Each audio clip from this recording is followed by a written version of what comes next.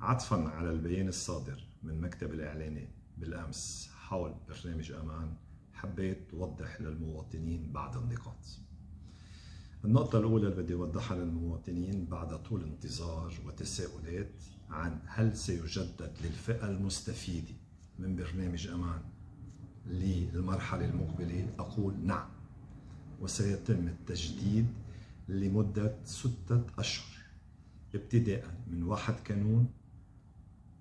كانون الثاني 2023 لمدة 6 أشهر أي لحظة.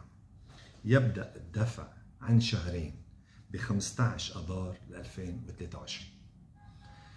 النقطة الثانية اللي بحب أوضحها للمواطنين بأنه هيدي المرحلة هي مرحلة مؤقتة، يتم التفاوض حاليا مع وزارة المال، مع البنك الدولي، مع الجهات الأخرى من أجل التجديد لتجديد سنة كاملة.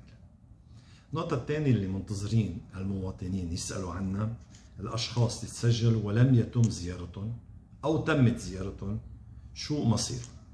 الأشخاص اللي تم تسجيلهم أو هن تسجلوا ولم يتم زيارتهم ستبدأ الزيارات ابتداء من نيسان 2023 وبدها تروح لمدة 5 أشهر، على أن كل شهر بشهر الزيارات اللي صارت اللي تمت بده يصير عليها من بعدها بدها تصير عملية الممكنة لاختيار المستفيدين، ويبدأ الدفع بشهر أيار 2023، والدفع يبدأ من كانون الثاني 2023 ويستمر لمدة 12 شهر.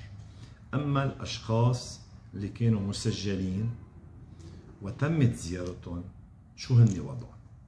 نحن اليوم مثل ما وعدنا بالماضي عم نجري عملية تقييم، وعلى ضوء التقييم سأبلغ الناس عن نتائج التقييم، أي إعادة تقييم الزيارات، وسأبلغ الناس عن القرار اللي سوف يؤخذ من دولة الرئيس ومن اللجنة المعنية حول زيادة المستفيدين ضمن معايير تشمل خاصة كبار السن، ذوي الحاجات الخاصة والعائلات الصغيرة.